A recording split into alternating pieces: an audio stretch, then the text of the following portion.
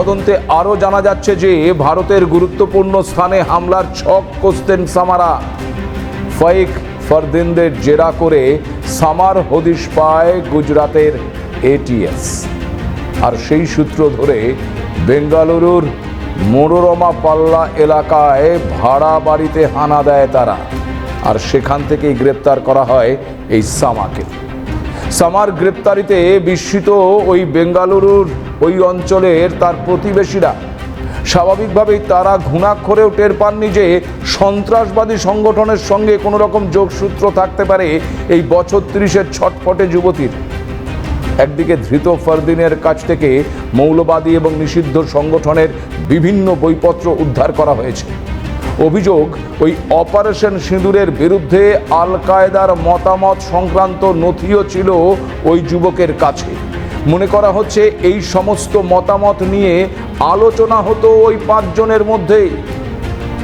অর্থাৎ দেশের মাটিতে বসে, দেশের খেয়ে, দেশের পড়ে, আবার দেশের সর্বনাশের পথ প্রশস্ত করছিল এই সন্ত্রাসী দেশদ্রোহীরা।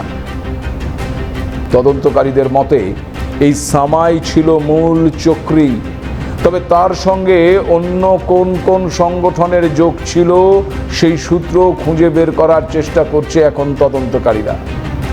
তার যোগাযোগ, পরিকল্পনা এবং কার্যকলাপ সম্পর্কে বিশদে জানতে জিজ্ঞাসাবাদ এবং প্রযুক্তিগত পরীক্ষা নিরীক্ষা করা হবে। তদন্তকারীরা জানাচ্ছেন এই জঙ্গি মডিউলটি আগে চিহ্নিত নেটওয়ার্কগুলির থেকে বেশ খানিকটা আলাদা। কিভাবে নেটওয়ার্ক গড়ে তুলেছিল তারা, কিভাবে সংগঠন বৃদ্ধি করত এই জঙ্গি মডিউলটি, জঙ্গি মডিউলের সঙ্গে কি রয়েছে এ বাংলার যোগও। জঙ্গি মডিউলের কোনো নির্দিষ্ট হামলার পরিকল্পনা বা সময়সীমা ছিল না, বরং বলা ভালো অনলাইনে প্রোপাগান্ডার মাধ্যমে তরুণদের মগজ ধোলাই করে তাদের জিহাদি আদর্শে উদ্বুদ্ধ করাই ছিল এদের মূল টার্গেট। তারা মূলত ওই ইনস্টাগ্রামে 5টি অ্যাকাউন্টের মাধ্যমে ধারাবাহিকভাবে ভিডিও এবং পোস্টের মাধ্যমে দাবি করত জিহাদের জন্য কোনো বোমা নয়, একটা ধারালো ছুরি নাকি যথেষ্ট। অনুমান, এই জঙ্গি মডিউল মূলত দেখাতে চেয়েছিল যে খুব সাধারণ অস্ত্র দিয়ে সহিংসতা ঘটানো সম্ভব এবং সন্ত্রাস ছড়ানো যায়। অর্থাৎ একেবারে গোঁড়া মৌলবাদকে মাথায় একদম গেঁথে দিয়ে তাদের দ্বারা ভবিষ্যতে সন্ত্রাসী কার্যকলাপ ঘটানো হতো, যেমনটা অতীতে একাধিক জঙ্গি হামলার ক্ষেত্রে দেখা গেছে। তদন্তে আরও জানা গেছে ভারতের একাধিক জায়গায় নাশকতার ছক ছিল এই জঙ্গিদের। ভারতের বাইরে হ্যান্ডেলারদের সঙ্গে যোগাযোগ রাখত তারা। দেশের যুবকদের যেমন মগজ ধোলাই করত সোশ্যাল মিডিয়ার মাধ্যমে, তেমন আবার তারা বিভিন্ন অ্যাপ ব্যবহার করত আল কায়েদার চিন্তাধারা প্রচার করার জন্য। ভাবা যায়, নিজেদের ডিজিটাল ফুটপ্রিন্ট মুছে ফেলতে আবার অটো ডিলিট অ্যাপ ব্যবহার করত।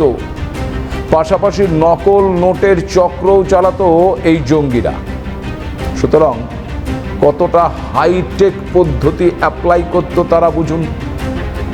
যদিও গুজরাট এটিএস এর এই পদক্ষেপ বড় ধরনের একটা জঙ্গি পরিকল্পনা আগে ভাগেই নস্যাৎ করে দিয়েছে বলে মনে করছে গোয়েন্দা সংস্থা। যদিও এই ঘটনার প্রেক্ষিতে সম্প্রতি প্রকাশিত রাষ্ট্রসংঘের একটি রিপোর্ট উদ্বেগ বাড়াচ্ছে।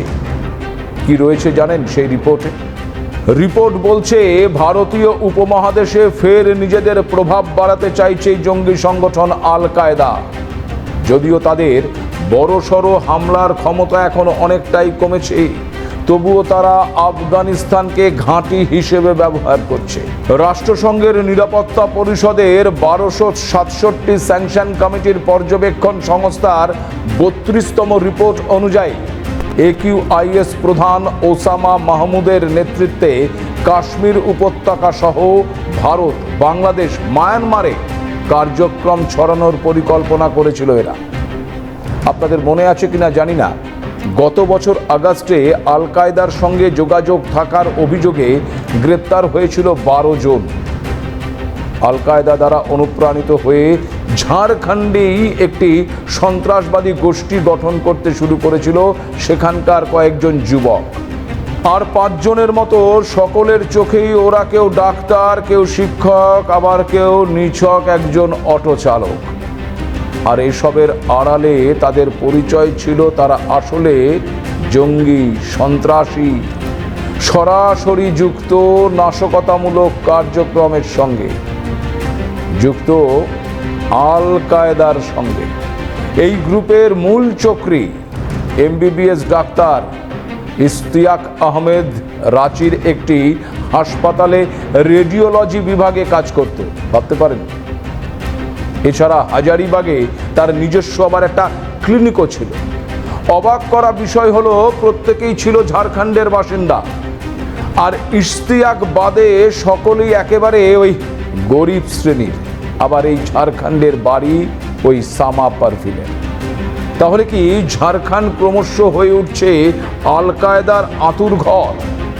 শিক্ষা, তথ্য প্রযুক্তির অভাব, বিশাল সংখ্যক বেকারত্ব, এই সব কিছু মিলিয়ে কি এক অনুকূল পরিস্থিতি তৈরি হচ্ছে মৌলবাদী শক্তিগুলোর জন্য? গরিব ঘরের ছেলেদের টার্গেট করে সন্ত্রাসের বীজ বপন করছে আল কায়দা। অপারেশন সিঁদুরের পর এই আল কায়দার একটি বিবৃতিও সামনে এসেছে। বিবৃতিতে বলা ছিল, ভারতের বিরুদ্ধে যুদ্ধ করা প্রতিটি মুসলিমের কর্তব্য। মুসলমানদের বিরুদ্ধে অন্যায়ের প্রতিশোধ না নেওয়া এবং ইসলামী শ্রেষ্ঠত্ব প্রতিষ্ঠা না হওয়া পর্যন্ত সংগ্রাম চালিয়ে যাওয়ার অঙ্গীকার করা হয়েছে।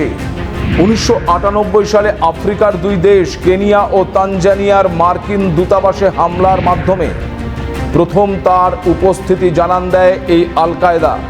ওই হামলায় মৃত্যু হয়েছিল মোট 228 জনের।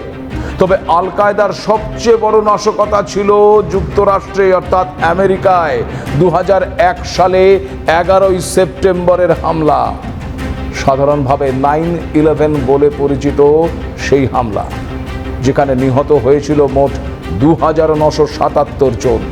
হামলার মূল পরিকল্পনাকারী ছিল ওসামা বিন লাদেন। ওই হামলার পর তৎকালীন মার্কিন president George W Bush Laden এবং আল কায়দার বিরুদ্ধে যুদ্ধ ঘোষণা করেছিলেন। 2001 সালের অক্টোবর থেকে আফগানিস্তানে অভিযান শুরু করে মার্কিন ন্যাটো বাহিনী।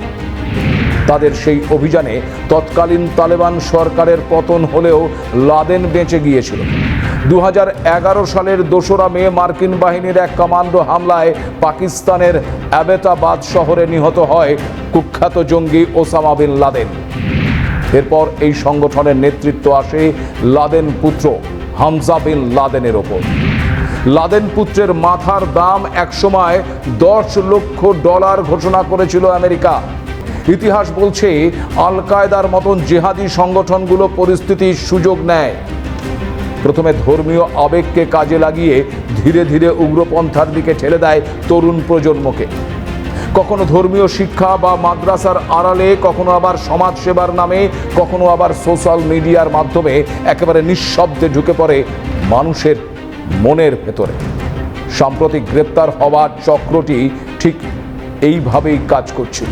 প্রথমে মানুষকে প্রভাবিত করা, তারপর বিদ্বেষমূলক এবং বিদ্রোহী কন্টেন্ট দিয়ে মগজ ধোলাই করা, এবং শেষে দেশের গণতন্ত্রকে ধ্বংস করে তথাকথিত ইসলামিক রাষ্ট্র গঠনের ছক আঁকা। গোয়েন্দা সংস্থার রিপোর্ট বলছে শুধু গুজরাট বা ঝাড়খণ্ড নয়, এই ধরনের মডিউল ছড়িয়ে পড়েছে উত্তরপ্রদেশ, পশ্চিমবঙ্গ, বিহার, এমনকি দক্ষিণ ভারতের বেশ কিছু অংশেও।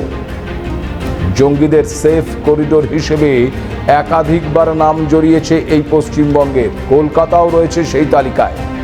তাই এই ঘটনা একটি নিছক কোনো বিচ্ছিন্ন ঘটনা নয়, বরং বলা ভালো এক সংগঠিত, সুপরিকল্পিত এবং বহির্দেশীয় মদতে পরিচালিত জেহাদি নেটওয়ার্কের অংশ। এতে আন্তর্জাতিক সন্ত্রাসবাদী সংগঠনগুলোর যোগসূত্রও অস্বীকার করা যাচ্ছে না।